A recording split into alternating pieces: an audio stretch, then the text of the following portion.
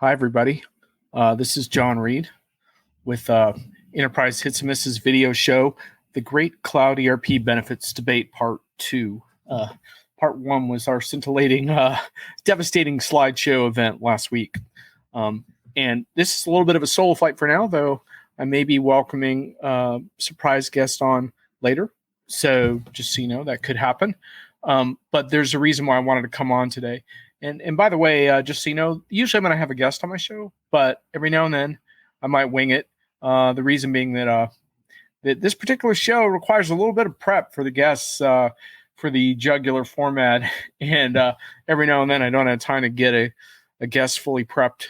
But I got some good ones that I'm working on now for you for the weeks to come, because I want to introduce you to a lot of people that we can have a good clash of ideas.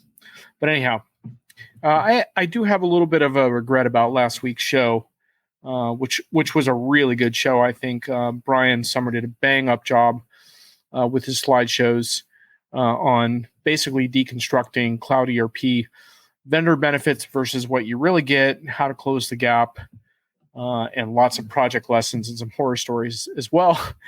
But I think my regret about that particular broadcast was that I wish I'd done a little bit of a better job of making clear that there is the art of the possible. And I know that Brian believes it too. He wrote a book about the importance of digital transformation.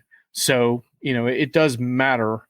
And I'm not sure if we did a good job of getting that across. And it wasn't that we were too snarky. I think it was just more, we were just being very, very critical of sort of the hype around technology and cloud ERP in particular. And of course, it's really difficult to take a topic like cloud ERP because there's a ton of vendors in the space and they're not all doing a good job and they're not all serving their customers in the same way. So anyhow, I didn't necessarily want to apologize as much as say I think we kind of missed that a little bit in terms of the tone. And what I'm trying to do in the show is to kind of combine a really healthy kind of snark and cynicism with really hardcore sort of project lessons, and then also a little bit of inspiration, because I think we need that too. I think, morale is not easy right now, let's face it. And we're not here just to tear things down. Obviously, we wouldn't be in this business if we didn't believe that we could make things better. So with that in mind, one thing I wanted to do here is to walk you through some different models for cloud ERP and how customers think about transformations and how ERP fits into that. Because one thing I've been writing about on Diginomica lately is that the ERP market is suddenly a lot more interesting than it once was, because for a while there, it was super friggin' boring, let's face it. I mean, it was a bunch of legacy vendors, cloud washing, crappy products, pretending like they were cloud when they were hosted crap. Their partners were milking their customers, and it just really wasn't a provocative space to be in when you compared some of the progress that a bunch of different SaaS areas, whether it's CRM or HCM, have made in the meantime. But I think ERP vendors are starting to catch up because they're starting to figure out that the cloud implies a much deeper transformation, and it also implies a different kind of focus. And it's not always cloud per se, but it's basically thinking about, basically how do we help our customers do better? Hey, Greg. Welcome. I hope this is useful to you. I got some ideas to impart, but I'll take questions anytime as usual. So feel free to chime in the chat. Transformation in Cloud Festival. Yeah, I don't think it's going to call it a festival exactly. But I do want to walk you through kind of how this all evolved, because I think it is sort of interesting. And, at the core of my belief around all of this is that we're not getting enough value out of these ERP systems, and the reason rarely comes down to technology. It really comes down to the fact that we're not pushing hard enough to extract the value once we go live, which is something I learned from my departed friend Michael Doan, but it always bears repeating, and it goes back to his green book for SAP, which he wrote many years before cloud ERP was a thing. We're not getting enough benefit after go live is what it comes down to. But there is so much more we can get. However, my view is it requires what I call a fierce collaboration between the customer and potentially a vendor partner, SI, and the vendor itself. And the best projects have that, and you can tell when you meet with those people because you tell the kind of relationships they've forged, kind of forged in fire, so to speak. When I interview folks like that, there's always this honesty to how they talk to each other, and you can tell, like, yeah, we kind of been in the trenches of this product together, and we've learned how to talk honestly with each other and not bullshit. And that's a really big part, I think, of how these more successful projects come about. Greg, definitely, it's Friday. It's a festival. Absolutely kick back. It's beer. One of the reasons I do this show on Friday is because I think the style of the show is definitely a Friday vibe. I just wrote a piece on Diginomica castigating virtual events yet again for being boring and horrific. And one thing I never want to do on this particular show is bore you, though I fully acknowledge that when it's just me talking about myself, I'm running that risk.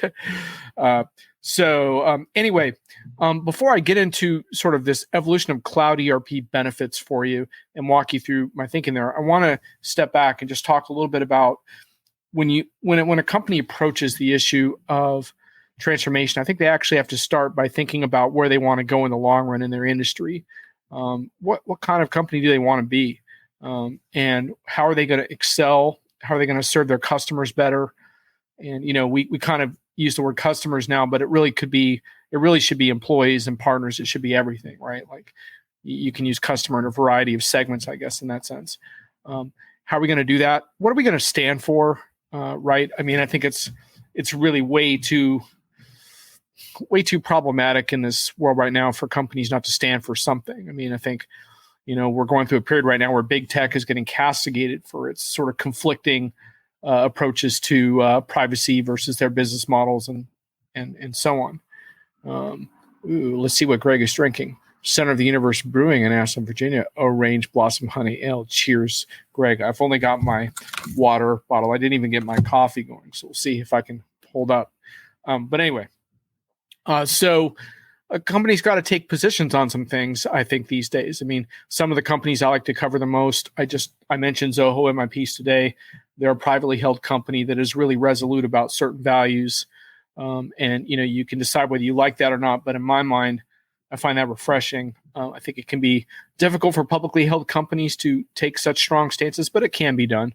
And then, I think about a company like Acumatic, which is a cloud ERP company I just wrote about, where they have a customer bill of rights that they put out there. And while you might say, well, that's a marketing gimmick, yeah, perhaps, but it's also a transparent way of holding themselves accountable to things like price increases and stuff like that. And so part of what you're trying to do is figure out what you stand for. And then in most cases, you're going to do a bit of a gap analysis of sorts where you realize, like, we probably need to transform and keep improving in order to live up to the ideals that we espouse. So you have this core philosophy, but you also have to continue to live up to it all the time. I think that's one thing I feel really strongly about with Diginomica and my guys, my team there, is we have to keep changing and we have to keep evolving. So yeah, we might have a core of things that we believed in, but we got to always push it. And so I think that's a piece of it too. And then for large enterprises, which is sort of our focus, right? Like, now you have to figure out, okay, you've taken a stance on transformation. Well, what type of transformation is it going to be? And what is the role of technology? And obviously technology is going to play a role in it. But I think you have to think about what that means from a future of work perspective, from a robotics perspective, from an AI perspective. Are you going to be all about ruthless efficiency? Or are you going to take a more life-affirming position on the future of work? I think these are really, really important considerations. And I think like there was this thing on, Amazon right now. I'm always crushing them for what they're doing with their sort of gig economy approach to delivery. But they had this article recently that I tweeted about how, some of these workers are peeing in bottles because they have to meet their metrics while they're driving. So, to me, that's not a very life-affirming vision of the future of work. And that as soon as those, humans can be replaced by drones or what have you, they're gone. And, so you have to take some positions on those things. And then within that context, you're going to take a position on ERP and ERP's role in that transformation. And I think that's one of the points that Brian and I were trying to get out last week, is that in the case of ERP, the transformation is not always going to be centered around your ERP system as much as the vendors might want that to be the case. So there is a very strong case I think you can make for a modern ERP platform being sort of the driver for your transformation. But I think there's an important caveat there that I'll get to in a moment. But there are other models. A very common model is the ring fence your ERP systems model. And there's actually two flavors of that. One is a SaaS vendor flavor, and SaaS vendors, whether it's Salesforce or any number of SaaS players, have taken the position that transformation, the action lies elsewhere. It lies in supply chain software. It lies in CRM or customer success software. It doesn't lie in ERP. So yeah, just put your ERP system, put it on some third-party maintenance or put it on some support. Let it do what it does. Let it be a back office system, and we'll pull data out of it to fuel the transformation efforts.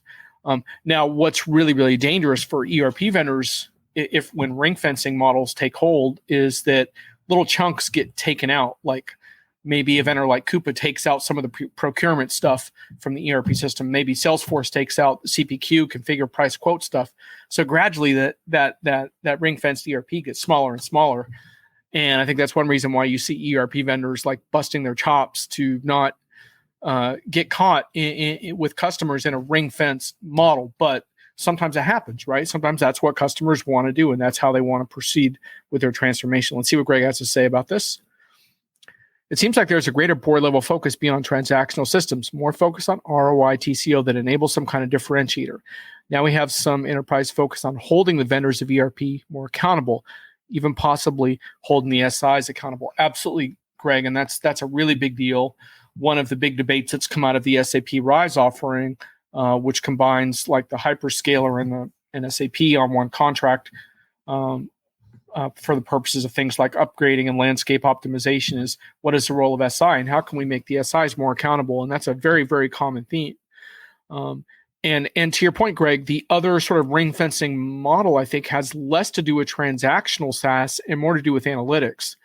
So, for example, I interviewed a customer the other day, a good data customer. The article is not out yet, but they're doing all kinds of very impressive real-time analytics in the transportation sector, and they're pulling from all kinds of back-end systems, including their ERP system.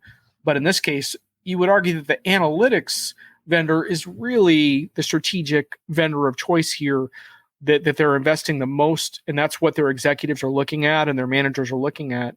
And I warn ERP vendors about that quite a bit because I'm getting pinged on Twitter for something silly. I'll have to look at it later. So I warn ERP vendors about this a lot because if your analytics vendor is really taking over the strategic part of that relationship from you, then you're essentially just a transactional data repository. And Greg, to your point, I don't think you get a lot of traction with your board if you're perceived as just a transactional system. Now, what are ERP vendors doing to combat that? They're doing any number of things, right? They're providing their own analytics tools. I mean, in my mind, where we need to go with that is a much more embedded format, because I don't think ERP vendors can totally compete on best of breed analytics offerings and best of breed planning offerings. But I think where they can potentially compete is by embedding that type of stuff in the software. That's a lot tougher for the third-party analytics providers to do. So that I'm kind of seeing that information all the time in the context of the screens that I'm working on. And collaboration could potentially work the same way, though there's all kinds of pitfalls in trying to build your own collaboration software, as many ERP vendors have learned the hard way. But there may be some ways of combining that where in some cases maybe you partner with vendors like Teams or Slack or what have you and figure out how to have a bit of both, where the user lives out of both a collaboration environment and the ERP environment. But the point is, the more the ERP vendors can succeed in making their sort of daily interface, the portal for more strategic and collaborative work, not just transactional work, the better off that they're going to be in the long run to combat that model.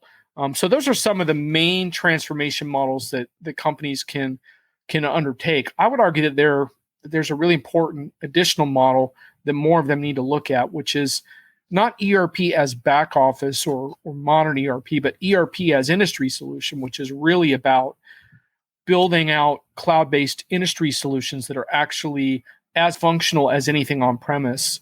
Dennis is only getting captions. Man, you probably don't want to hear this anyway, Den. Okay. Let's go through a couple of comments.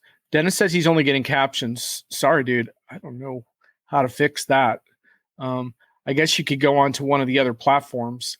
I will put a link in there. There's like it's running on Facebook Diginomica, Facebook John ERP. It's running on my YouTube channel, and I don't know if there's only captions there, but there might be audio there. Give it a go. So there's a link to the YouTube version. Anyway, who knows what the hell is going on with the captions? I don't know what the hell to tell you guys about that. So anyway, those are the different kind of models of transformation. So I don't even think companies can even afford to think about ERP in general and what they want to do with it until they've embraced those things around how they want to serve their customers better and what form of transformation are they going to undertake? What is the role of ERP and all of that? And those decisions are not easy to make, right? And they need to be made in the context of consultation with all kinds of trusted advisors who don't have any skin in the game as far as selling some massive bloated project. So moving a little bit on with this whole program, this all kind of started for me. I had spent a number of years on Diginomica documenting cloud ERP use cases, and a lot of them were in the mid-market, which in some ways, mid-market ERP has advantages because you can really put everything on one platform without the legacy spaghetti that the large enterprises have to contend with. But when I initially wrote about cloud ERP benefits, it was, let me just tell you what year, 2017, what are the top 5 cloud ERP benefits? And I said, it's not a miraculous cure-all, but looking back, I see some notable benefits. And so anyhow, I'm not going to go through them in detail, but they have to do with things like getting out of spreadsheet hell and the journey towards a single source of truth, which is something that Brian and I thoroughly deconstructed last week as far as how difficult it is to get there. Simplifying tools improves adoption. A lot of this is an adoption challenge as well. So anyway, I had a whole bunch of different use cases that I illustrated. One of them was a nonprofit panel for Sage Intacct, where a bunch of nonprofits were stuck on these outdated on-premise systems that people had to log into some of them one at a time, for example. And so for companies like that, obviously turning the lights on in a cloud ERP system is a huge benefit in and of itself. And then there's the journey away from clunky customizations into platforms and applications. So, and then we talk about a modern UI. Well, why do you need that? You need it for talent and recruitment. You need it for productivity. And then data visibility leads to a different way of running the business. And so once you start getting to that, now you're really starting talking about more advanced benefits. And it starts with role-based dashboards, obviously, and things like that, but it can get much deeper. You can start looking at alerts and decision support and start thinking about what the data is telling you, how you can, I did a piece a little while ago about a vendor that they're consulting firm, but they totally changed their services lineup when they finally could see what services were profitable and which are not, which sounds like obvious, but it's amazing how many companies don't have that visibility. Anyway, those are the kinds of things that we've seen as kind of a foundation around why these systems can be valuable. But one thing that we keep running into at Diginomica is how many of these customers don't ever achieve those things. And so that was kind of the subject of Brian's brilliant slideshow last week. Den's out. He's got to have voice. No worries, dude. But if anyone else is caption only, let me know. I'd be curious to know how technically dysfunctional that is out there. So, hey, Greg, if you're still watching, if you have a cam, let me know. Might have you come on for a little bit in a little bit, talk about what you're working on. But anyway, I wanted to sort of continue along with this thread because so I wrote this piece in 2017. What are the top 5 cloud ERP benefits? And then in 2018, I wrote Cloud ERP isn't a handshake deal. It's a value extraction challenge. Here are the stages. And so in that piece, I attempted to really define stage by stage vision of how to achieve value in cloud ERP. Now, as Brian Summer pointed out to me, there's a bit of a flaw. Switched. Okay. Thomas says all good video and audio, switched off the annoying captions. Okay. So I guess LinkedIn is serving up caption videos now. I guess they probably think they're being helpful to accessibility and all. Sorry if it's annoying. I didn't realize that before I went live. So there might be a way for me to help people adjust that easily, but I don't know.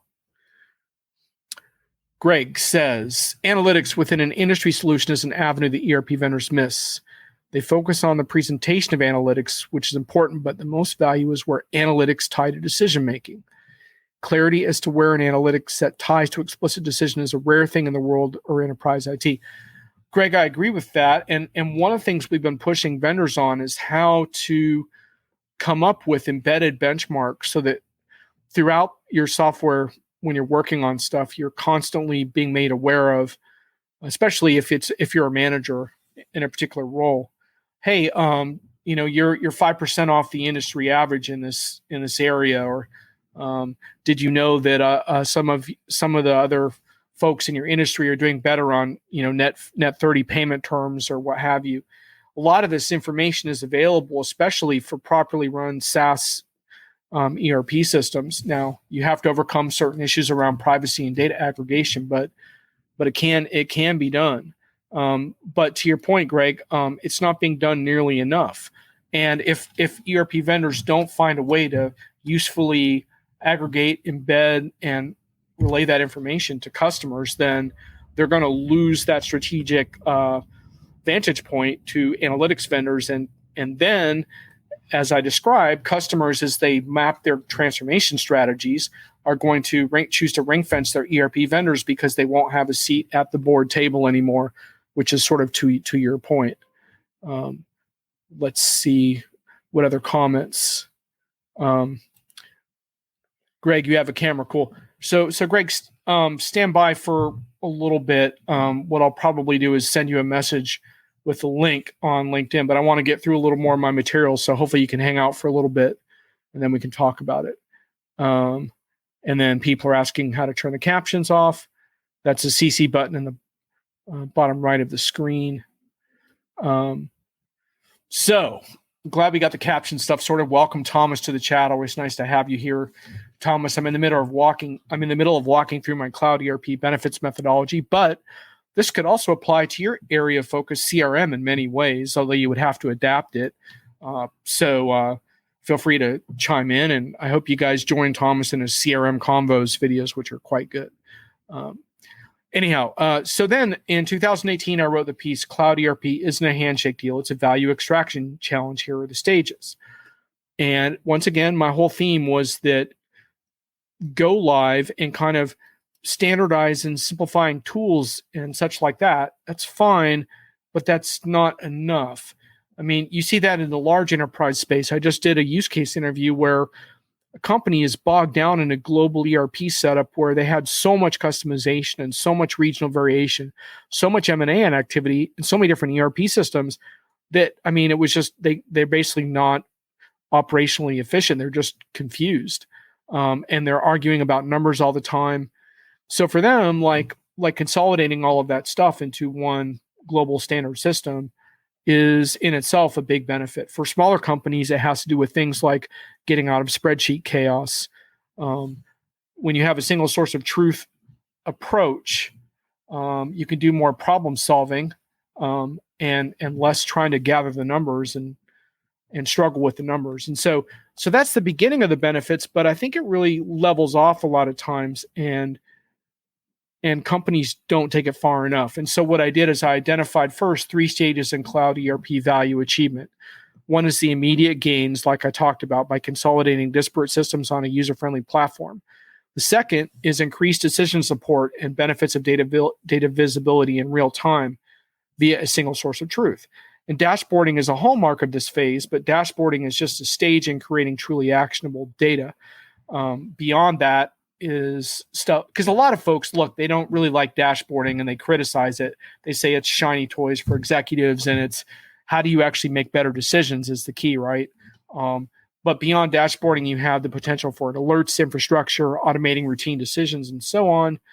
And most ERP customers are not there yet. They're maybe into the dashboarding a little bit, but they're not that far. And then the third phase is achieving new business opportunities through a more agile and open platform, pursuing new markets by analyzing and applying the data. And very few cloud ERP customers I've ever interviewed are truly knee-deep into that third stage. So that's why I'm trying to push people to look at this issue and push vendors to do more. Anyway, the article breaks out the stages in much more detail. One of the big ones is labor reallocation into higher value tasks.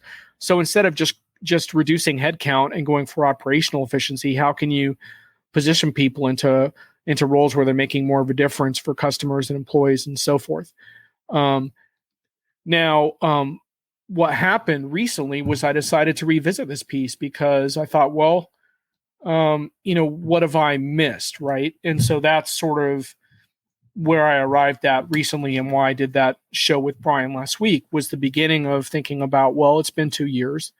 What else do we need to be talking about here? And I did come up with a few areas and a few problems. And let's see what we have in the chat. Thomas says, cloud ERP isn't the main advantage that customers need to rethink how different they really are as opposed to focusing on their specifics. Yeah, well, and I think that's true for a lot of various kinds of software. I mean, the whole push to standard is about acknowledging that you're not necessarily as unique in a lot of your processes, and that you should really only be spending money differentiating in areas where you are unique. And beyond that, you should not be disqualifying yourself from future upgrades and absorbing new functionality in order to achieve that uniqueness.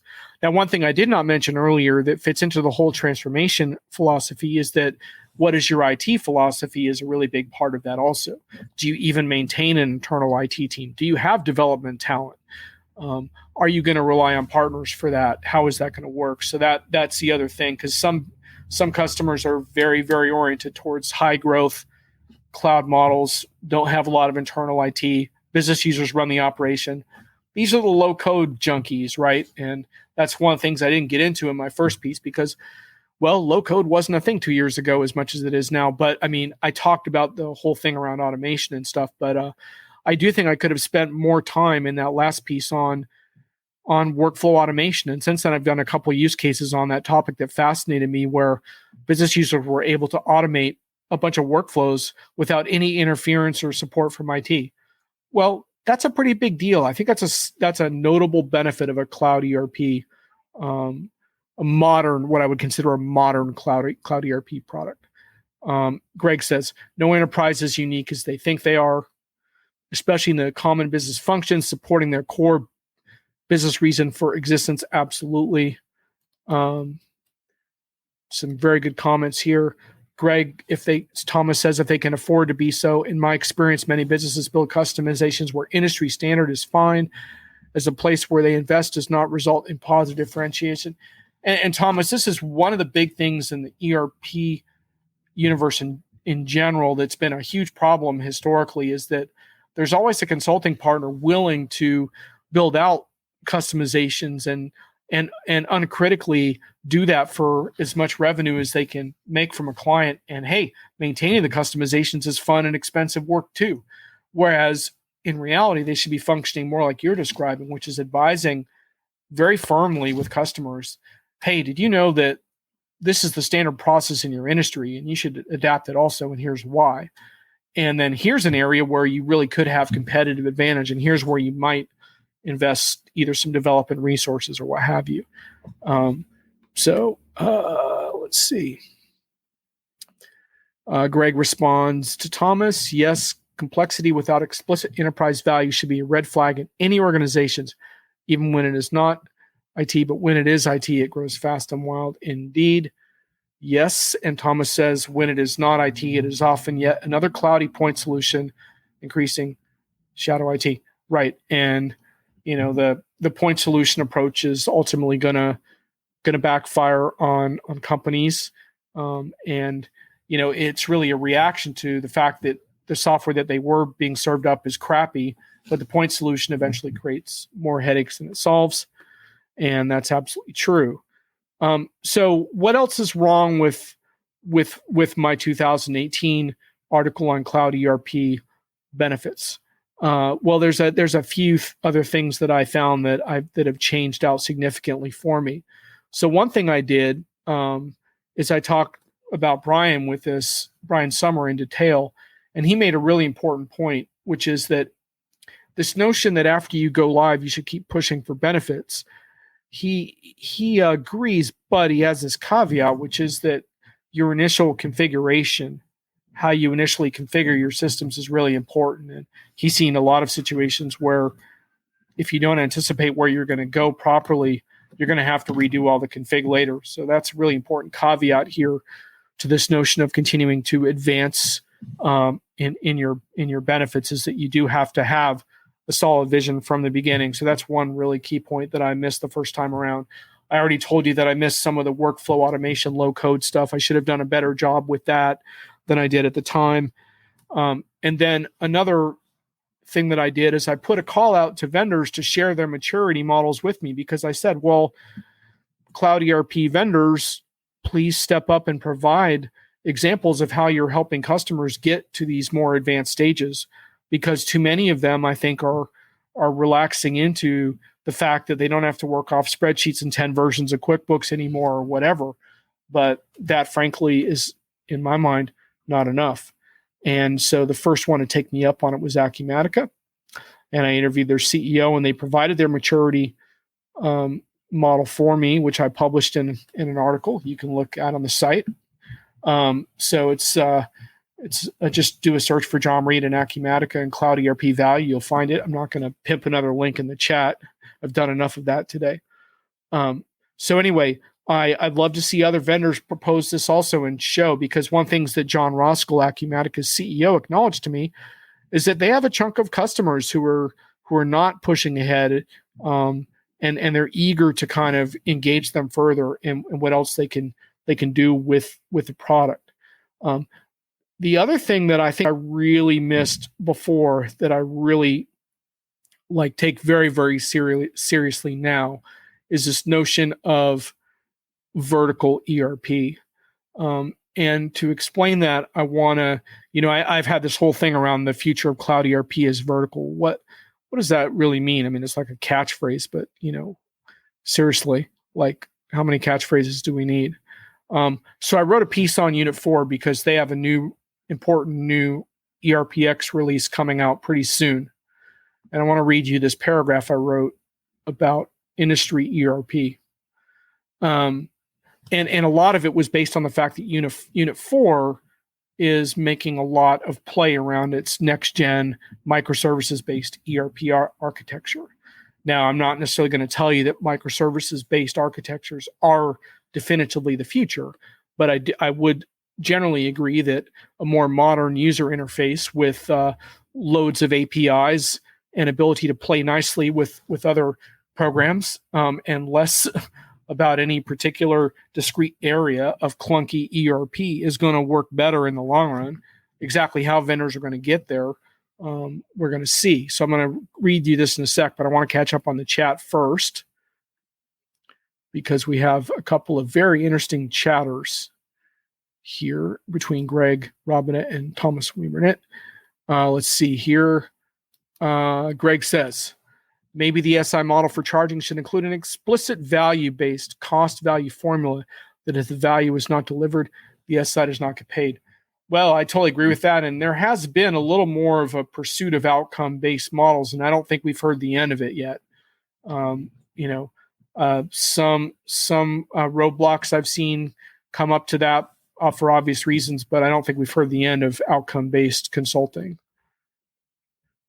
Thomas says he agrees. The challenge with this is the same as software vendors not going into value-based pricing. Indeed. But it may be the kind of thing where a disruptive vendor can step in and do that. So, Greg, I'm going to send you a video link in just a few minutes, have you come on to this discussion. But before I do that, I want to share with you guys this take that I did on this Unit 4 piece because it illustrates this. Now keep in mind when I read this to you, this is really not about the pros and cons of Unit 4 that I want you to take away from this. It's the industry piece. So anyway, they talked a lot about the sub verticals that they want to cover.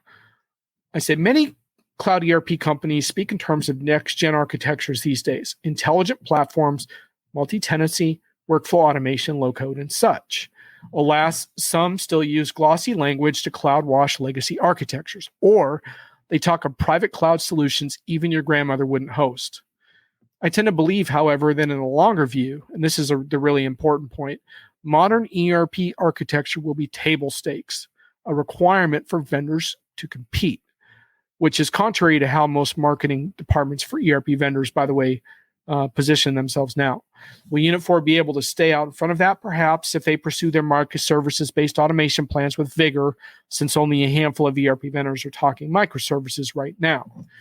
So then I say, well, what's the obvious question, right? The obvious question is, if ERP vendors don't ultimately win based on modern architecture, well, then how will they excel? I believe the ERP winner's circle of the future will be all about vertical niches. That means providing software that not only runs your back office, this is the really important point here, but your industry software without undue functionality compromises when you move from your proprietary industry software. And you guys know what kind of industry software I'm talking about. Like a lot of times it's old school green screen legacy stuff. It's so difficult to integrate. Shop floor systems almost always qualify for this. All kinds of shop floor machinery that can't talk to anything else. It might not even be on the MES system. The MES system can't talk with the ERP system. That's something that Plex is trying to break down, by the way. The breakdowns between MES and ERP. I just wrote about IFS. They're trying to do the same with EAM, asset management, same kind of stuff. Break down the walls between that and ERP, all in the service of a more real-time view of servicing the customer. Put field service management in there as well and get rid of all the three-letter acronyms entirely. But anyway, with the industry software silo eradicated, you can get really serious about automating processes, pulling analytics, and layering AI and collaboration tools on top of that. And the point here is you can't call that kind of ERP back office because your vertical system is now fully integrated into that. And I know ERP vendors will claim that they have that today, but in a lot of industries, especially in micro verticals, very specific vertical segments, that doesn't exist in a modern format. So it's now your business background. And another key point, it's not just software. It's absolutely not just software.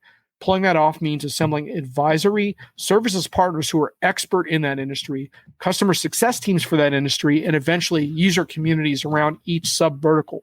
That combination just doesn't exist in many industries and micro verticals today. And so that's the key point I want to make today about what I kind of missed in my last piece a couple years ago that I think is so critical now.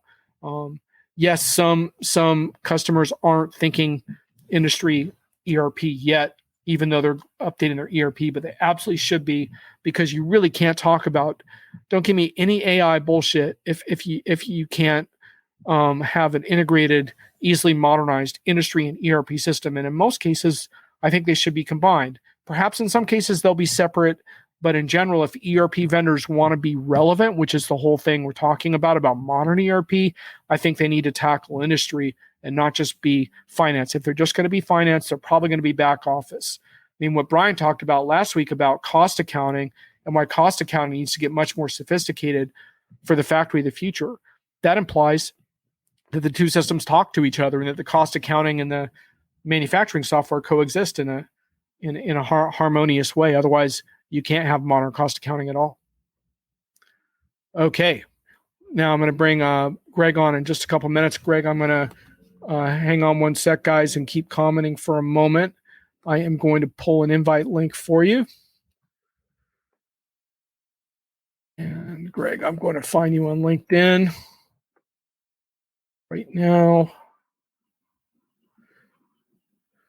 And LinkedIn's taking a little while to load. Sorry, folks, this is real-time life. Let's see if Greg's already in my messages.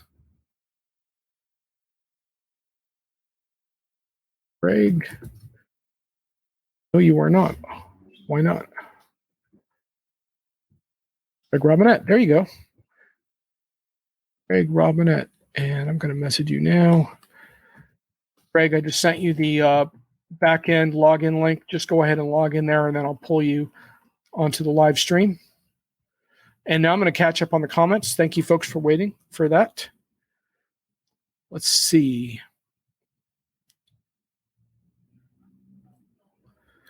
LinkedIn user says, everything you have said is spot on. I'm struggling to comment without just saying, yeah, I'm working on it. Well, look, we're all working on it. I mean, some of this is somewhat ambitious. And actually, I'm planning a show coming up on sort of future ERP and what that's going to look like. But that's a different show. Greg, I'll be pulling you on in just one sec. Thanks for the Acumatica CEO link, Mark. I appreciate that because I didn't want to pimp anything else into the chat today. But if you want to pimp it, that's great. And there is Greg. Greg, hello. Can you hear me? I can hear you. Can you? Excellent. Yes, you are live, Greg. Thank you. How exciting. Yeah, this is nice. Greg and I have quite a bit of history. I think I met you. Was it when I was the editor of SAP Tips? Yes. Yeah, and you wrote some fantastic HR articles back, old school SAP HR. Yeah, back a while ago. Yeah. Yeah. So what kind of projects do you work on these days? So I'm actually with one of my original clients when I started doing SAP consulting, Newport News Shipbuilding in Newport News, Virginia. We build aircraft carriers and submarines. Cool. A very old school SAP customer. Yeah, going back to 1999, and I mean we've got some really good positive things with SAP, and of course some of the things that are tougher. But right now we just got done with an S4 conversion, the brownfield conversion of, I believe we were the first A&D customer to do everything, not just finance. So it was very interesting, and you know, I probably have a reputation for bashing the ERP vendors every now and then and the SIs, but I will say, you know, we rely on SAP as a core product. It does a great job for what we do. It's very complex to build an aircraft carrier. Just so to give the scale of it, it's it's in the tens of millions of hours of work, which you have to track to a contract detail level. And it's billions and billions of parts. And a part for an aircraft carrier may not be the same price as a part for a destroyer or a submarine. So every individual piece of information tied to each individual part that goes into building a ship has its own unique characteristics. And all of that is tracked by SAP. So it's very powerful. It does work. Now, having said that, we do struggle sometimes with dealing with the legacy choices we made. So that's kind of where I'm at right now, what I'm doing. So very interesting. And when you talk about like legacy choices, without getting too specific on your project necessarily, what do you think, like old school, in this case SAP, it could be any ERP, but in the case of SAP, what kind of legacy choices do customers grapple with? Like, they got this great functionality right in your vertical that SAP built, but what are the legacy aspects that can be difficult? So, and whether it's SAP or any other vendor, they have a design, a functional design for their product. Mm-hmm. And once you start customizing it and you start building on top of that as the years go by, the assumption when they come present you with new functionality is that you have in some way incorporated their core design. So wherever you've customized, or even in user controlled configuration items that aren't like code customization, right, they assume you're going to use a certain foundational pattern or design for that. And when you don't, you get all this new functionality, which is often presented at senior levels, and it's like, oh, this will work great. And then when you go to look actually having to deploy it, the foundational configurations may not exactly work. And so you go take a look at what those trigger. And then, of course, all your custom code, in our case, it's over 20 years worth of, SAP time. All your custom code was designed, developed, and deployed with that foundational configuration. And that was one of the issues we ran in with S4. And I will say SAP provided some really good tools for when we went through to analyze everything. They actually have come up with a pretty nice suite of tools to do the S4 conversion. And we were able to identify a bunch of custom code because we had 20 years under our belt. Millions and millions of line of custom code that we were able to resolve through the S4 project. And that sets us for a foundation going forward. Now, part of the way you get there is, if anybody was around a while back in the late 90s and early 2000s, there's a lot of deployments of all ERPs that were, oh, you want to take your old system and make it be the same in our new system? Yeah, we can do that for you. And it's based upon the model of billable hours. I do still run into that, and that's a problem. So recovering from that binge of customization, and we can build your old system and the new system, even if it doesn't make any sense, from 1997, 98 through about 2010. In my experience, that is a big cost item. I don't think companies really think about that until they get into the nuts and bolts of like moving to the cloud. Whatever. My experience with AWS is more just research, but some of the tools I've seen there, you can really bypass some of the historical legacy issues that you may have built for your enterprise. And that's what I think some of the cloud opportunities are. And I don't know that they've been marketed particularly well, because it's hard to break away from the traditional marketing from, the early 2000s, the first 20 years of the 2000s. There's a specific marketing perspective that I think the ERP and the ecosystem built around them use. And that's a dynamic that needs to shift, where tied more to value. When we were talking about the industry verticals, you have a ring fence back office. If you're one of the legacy ERP companies who specialize in verticals, and you come up with a differentiated vertical, you'll win that market. Nobody wants to screw around with having to rebuild integrations, even if it requires resolving the legacy stuff, because at some point, whether you bounce off of your current ERP or go to another one, you're going to have to deal with that legacy stuff. Yep. Absolutely. Mark has a quick comment about my Ollie picture. Yes, it is one of the greatest sports photos. I have a small collection of sports photography. This one's my favorite. And then Greg Thomas says, "What do you do there? Variant config on a grand scale?" No, I'm involved in variant config on a grand scale. Is not a bad way to describe it. I'm the what we call the tower systems architect for all things. It's called ERP solutions. It's not just SAP, but it spans across SharePoint and a bunch of other integration components. So it's a little bit bigger, where I was SAP specific as a consultant.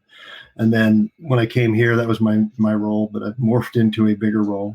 As an example, for our S4 project, I pretty much was the cutover lead and the solution design guy, and whether it's third-party add-ons or our foundational levels, just managing all that, it just takes a lot of time. And we had a good team. So I'm pretty amazed, actually. When you're in the middle of a big project like that, it's like, this can't possibly be successful. And as you grind through it, we actually came out of it pretty well. And actually, really a pretty good effort by our company, and with some help, we got it done.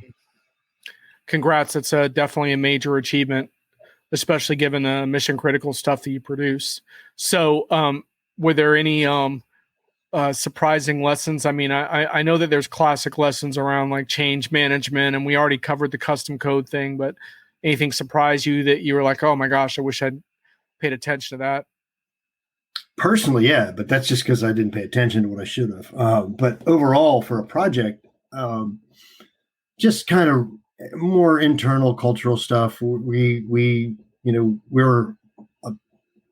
have one customer, so anything that affects the relationship with that customer, everybody's very careful about.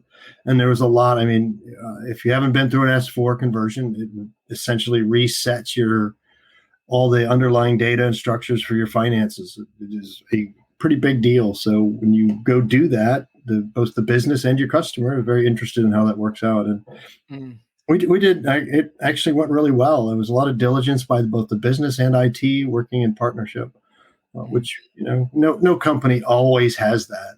We just were able to say this is important, and everybody got aligned to it. Some of the bigger surprises were as we were going through it. Just matching up foundational elements like your product versions, your component versions with third parties. The way things are released is the third party providers get that at the same time you do. So we're going and we were pushing our schedule. We were working to move. We were right on the cutting edge. We're in 1909 and it came out in, I think, September and October. We were installing it in our first cutover, first sandbox system.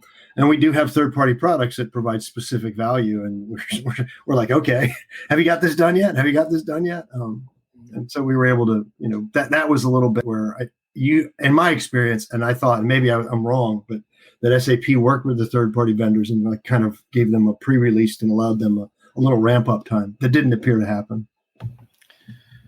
Yeah, and what's interesting about what you described is that I think you're part of the way towards achieving the values I was talking about. And it's a big victory for a vendor like SAP to get you to this point, because before you're in the legacy versions, now you're on S4, and in the process, you've gone through some pretty painful standardization exercises.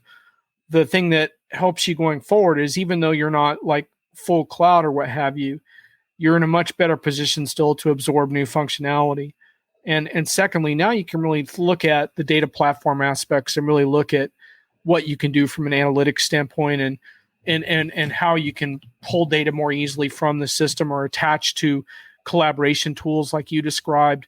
There's a lot of things you can talk with SAP about now that you couldn't before. But I think what's interesting about it is that it's still on the vendor, in this case SAP, but it could be any ERP vendor, to demonstrate now what it can do for you. Like, so in my mind, it's not over yet, right? Like we think, oh, we're live on S4, but it's like, in my mind, if you do this right, this is just the beginning. And if 2 years from now, you and I are talking, we should be having a totally different conversation about the value you're achieving. So one of the business drivers was being able to utilize some new functionality that SAP has in the planning, engineering, and operations. That was, and that's I can't really go into a lot of the details, but that is one of the key things, and SAP has been a great partner in figuring that out. It's a tricky area. Just want to mention to folks too is we don't really have the option of using cloud products as most companies do. Right. We're very, very restricted in exactly our security footprint. So everything we do is generally something that's within our span of control. So some of the options that might be there that just make common sense to a lot of other companies is not really available to us. So that is always a challenge for us. And I would say SAP was a very good partner in understanding that. And that's not true of all vendors. They're like, well, why don't you just let us do this? I'm like, sorry, can't. So I would like to throw them a little compliment for that. Yeah, I cut aerospace and defense companies a lot of slack when it comes to their resistance to cloud, where I usually give companies a hard time about what I consider sort of fake privacy and data concerns. But aerospace and defense is a different story entirely. What do you think about sort of the impact of collaboration on your company and your industry? Because like obviously, especially in the remote workforce, but in general, like collaboration tools have really taken hold. What does that look like for you guys? So it's more like working groups, and I've seen an uptick in like reaching out and having not conferences, but meetings with people. They're still fairly siloed within the industry. I think there's some huge opportunities as a total pivot. I'm going to say this, and you can't get mad, but Okay. there is a value based You model. see your pivot. Oh, right. Yeah. No, not just pivot. This one. This is the one. A value based use for blockchain. Oh, here we go. Oh, but man. Not related to cryptocurrency at all. Okay. You're treading on thin ice with blockchain use case. Let's hear about your blockchain use case, Greg. So a lot of aerospace and defense requires, essentially, it's a form of supply chain provenance, but it requires being able to show that the source of whatever it is, even sometimes back to the foundational materials, your steel or your raw materials, all the way through the delivery for very specific things within a contract, you have to show up to like drawings. It has to have physical signatures. I've seen some of them that have books that are like 2 or 3 ring binder books that are like 12 inches by 14 inches. And then they're 8 or 9 inches thick of signatures, acceptances, and transfers. It's a huge overhead. And that's how the contracting requirements are met. Every single one of those signatures and stuff, there's nothing really technologically preventing a group of A&D suppliers that are partnered together to say, we're going to form our own distributed ledger that links just this particular supply chain.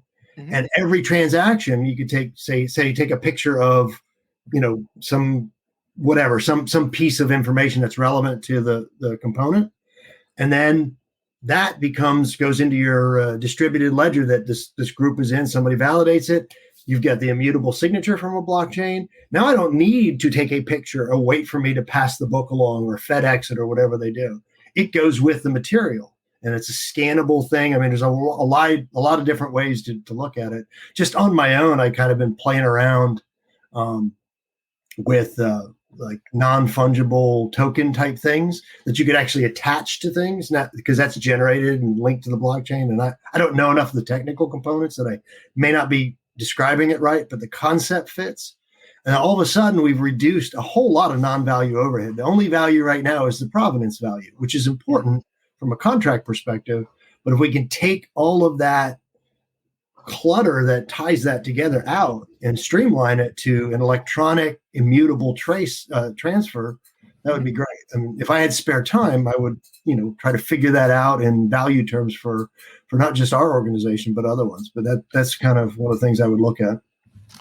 Well, first I got to give you applause because you got away with using the words pivot and blockchain within 15 seconds of each other on my show without getting booted off cam.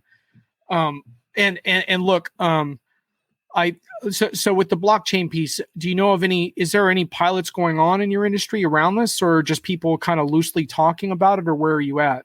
I think there are. I just have not had time to really reach out and look at anything. I mean, I was so interested. I went ahead and, kind of studied it up and worked some Hyperledger fabric things. And there were some folks that responded back to when I was talking about it, but I just haven't had the time. I hope so. I mean, it's just my personal interest. I think it's really a high value for a lot of different companies within the A&D space.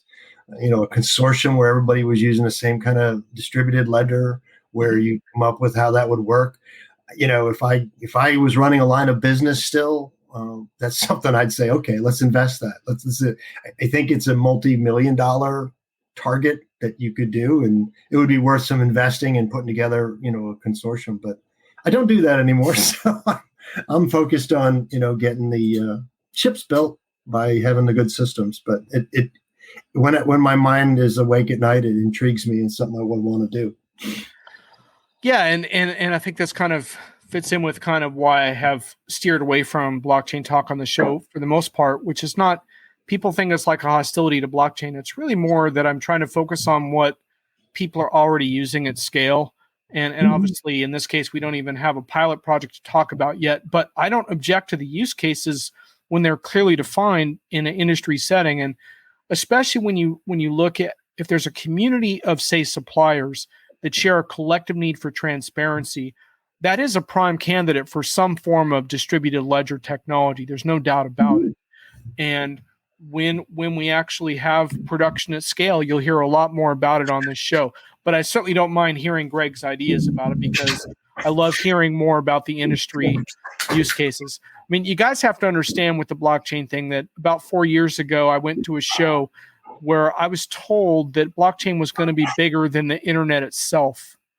So I'm still working my way down from the Mount Everest of that hype factor into what I think of as the future of blockchain, which is one more tool in your toolkit that you would approach in a very sober manner, along with many other tools, to figure out if it's the right tool for your job. And we may not be able to, because it's linked with cryptocurrency craze. It just may be. Yeah, it's exactly. not magic. It's not magic, and it requires some investment in understanding it. And it has not been presented thoroughly as, hey, this is really a technological solution that is better than other ones. It's been magic. And the other really interesting thing, Kurt Marco, if you guys follow his stuff on Diginomica, he does a really excellent job on the more tech side of analysis on our site. He just did a piece on Oracle's use of blockchain in a security context to enhance security in some of their database functions. So that's a really good example of taking some of the blockchain characteristics and applying it to an existing problem, which I think is, and when that happens, that's a productive use case right now. But again, that's not about revolutionary technology. It's about getting better and using every tool at your disposal to get better, which unfortunately is not nearly as sexy. Thomas wants me to invite Jeremy Epstein to my show, quite an outspoken advocate of blockchain and marketing and ad tech. Oh, that sounds like he and I would get along great. I love ad tech as well. So that's going to be really, really, really perfect for me. So thanks, Thomas, for that. So do you guys have any last questions for Greg? I think Thomas was really curious to hear more about the construction of ships. Let me see what his question was there, whether you can actually answer without getting in trouble. His question was more about different pricing and the planning of building a big ship. I don't know if there's anything there you want to touch on, but it's a pretty amazing process. I was in the Navy before I got involved in all this mess, and having lived on a ship and having to be dependent upon it all coming together, it gave me a different perspective when I finally started working with Newport News. So when I go on the ships and I see all this, there's a thread of how it all ties together, which is pretty amazing. The design starts, and I think the Ford aircraft carrier was 12 years from design. Yeah, so you're a Navy guy too. But it was 12 years from design to where they had the ship floating. It's amazing. It's just an amazing feat. And we're all, no matter what industry you're in, contracts are executed in different ways. And the government and the Department of Defense have a specific way. So when you're building things, each contract's unique. And even if you're using common materials, it's tied to the contract. So you want to make sure, because everybody wants to get paid, that you line it up so that it is correct for the contract purposes. And it's one of those things where people look at some of the DoD processes and they're like, oh, that's crazy. It may be. Some of them are out of whack completely.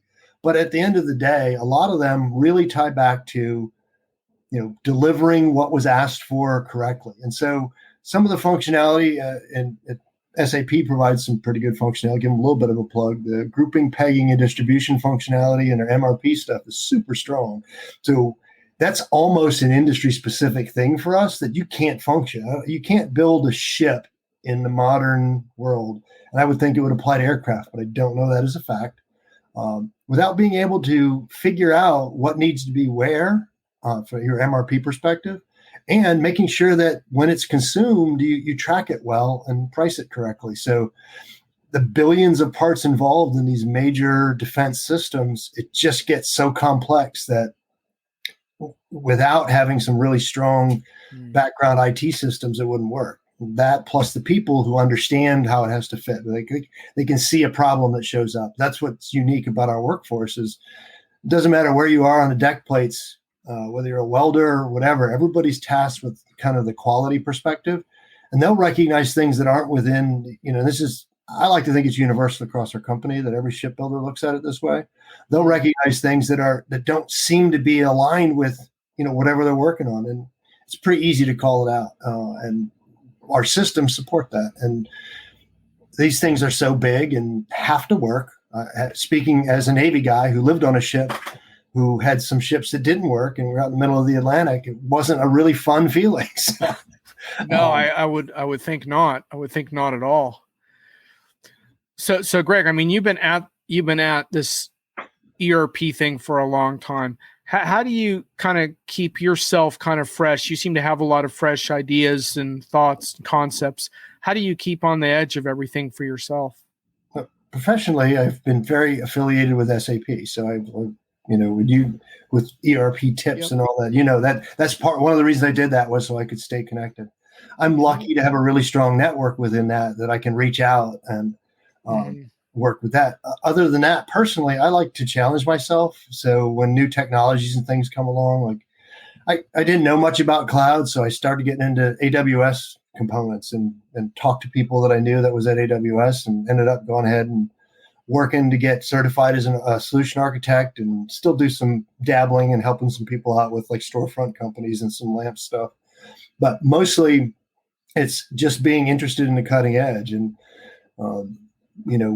that's one of the reasons I will give a plug for Diginomica is there are things I'm not aware of. When I read Diginomica, it's like, that's interesting. And depending on where I am in my cycle of I have energy to explore or I don't have energy to explore, it's like one of the sources that I'll go find out. So mostly it's an innate curiosity and a willingness to review and examine things. So really just, I like to do it. So I do it.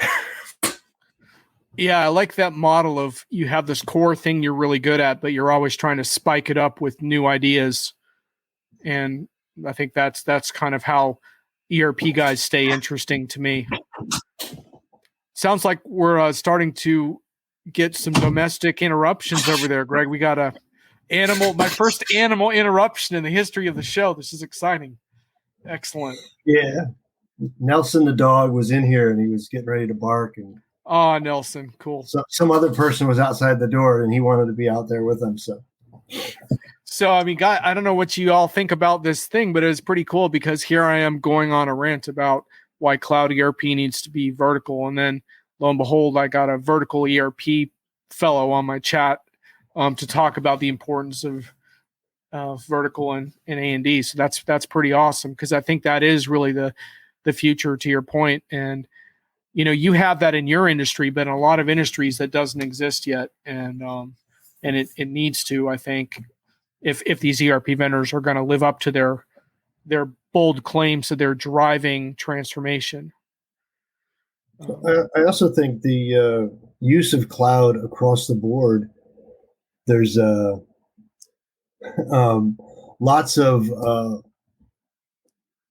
I'm trying not to use a word that'll get me yelled at, lots of commonality in focus of where the cloud is actually more secure than an on-prem system and where the risks are and how do we build out areas that can be shared by common groups like the Gov Cloud in both Azure flavors and the AWS. I might not have the terms exactly right. Yeah.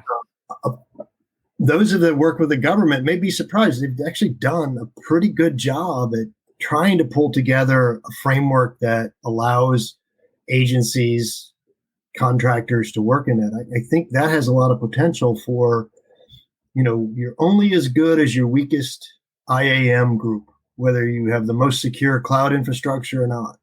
If you don't protect your cloud assets by explicitly finding the vulnerabilities, and those are the biggest one is who you let in with permissions, because it's complex and none of the cloud stuff comes magically. You've got to go learn it and you've got to go deploy it correctly. And many people get enamored of how rapid it can be or how quick I can deploy a solution without looking at there's still the fundamental principles of cybersecurity, user identity access management. But if you ignore that, it doesn't matter how cool your functionality is, it's at risk. And I think actually all the cloud hyperscalers in the past couple of years have actually focused on, you we can't do that for you. Here's the principles you need to follow. And if you read the documentation that Google, I'll mention Google, Azure, and Amazon put out, all of it is extensive and gives you enough information that if you take the time to learn it, you can probably set a cloud system up that is secure as your on-prem, but you've got to do the work. And a lot of times that's just not sexy, classy work. It's grunt work. It's going in and digging through and building out that foundation correctly. When most people want to hit a button and get a fancy app that gives me analytics and magically fixes my biggest business problem.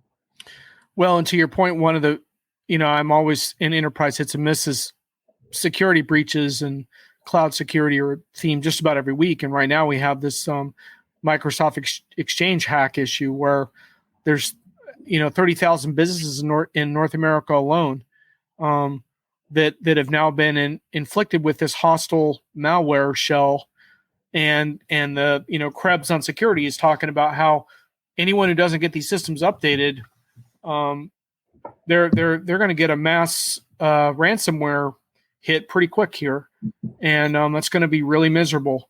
And a lot of these are public service organizations and things like that. And what have they done? Well, they've fallen behind on patching. And to your point, like the lack of sophistication around that is really dangerous. And but as I do remind people sometimes, Brent Snowden walked out with a thumb drive with a lot of stuff on it too. So security is a multifaceted thing. But I think one thing you bring up, Greg, which is probably a topic I should do a whole show on, is this whole notion of security by design, which is like, why can't we have this conversation about security interwoven in all of our conversations, right? And I would include data privacy in that as well. Why can't that just be part of everything we do? I've had a lot of arguments with vendors about that because I had one prominent vendor tell me, "Oh, well, we're not going to bring up security on the main stage because that's just an invitation to be hacked." And I was like, "Oh, come on. Like, you have to bring this stuff up." I didn't say like, go up there and say, "Oh, we're an impenetrable fortress. We dare you to hack." I didn't say that, but I was saying like, it's time to just bring this up and get out in front of it and say, we care about this and we're working on it. And also, from Greg, to your point, from a customer's perspective, what are you doing to make sure that you've dealt with these configurations? Because a lot of the default configurations are not secure enough. So anyway, it's an ongoing conversation, and we should definitely have it on this show as well. So very good, man. Well, I like how you danced around a few topics so you wouldn't get in trouble with your PR people. So that was good. And it's really, really nice to have a chance to talk to you. It's been a long time. I used to love editing your articles back in the day. So thank you. I appreciate it. I'm glad I don't know, a few weeks ago, I said, I need to start doing this. And the timing's good. It's Friday afternoons and gives me a chance to unwind a little bit intellectually. Absolutely. Well, we'll definitely have you on again. I want to thank my commenters for joining this impromptu session. I've got a really fun one next week on cloud projects and dealing with cloud vendors and negotiating tactics. And one of the big themes there is that, hey, cloud vendors are a pain in the ass too. And, there's no dream on the other side of this. It's just a different form of lock-in. But on that inspiring note, let's head off into the better weather for those of us that have finally achieved that. For those of you that haven't, I don't know what to tell you. Hopefully you'll get it soon. It's so much warmer here than it has been, so feeling kind of happy about that. Probably for you too, right, Greg? A little bit nicer there? Oh yeah, it was a gorgeous day. Perfect. All right. Well, I hope Nelson gets outside again. And have a great night. Thanks for joining. Bye, everyone. I'll catch you next Friday. See you later.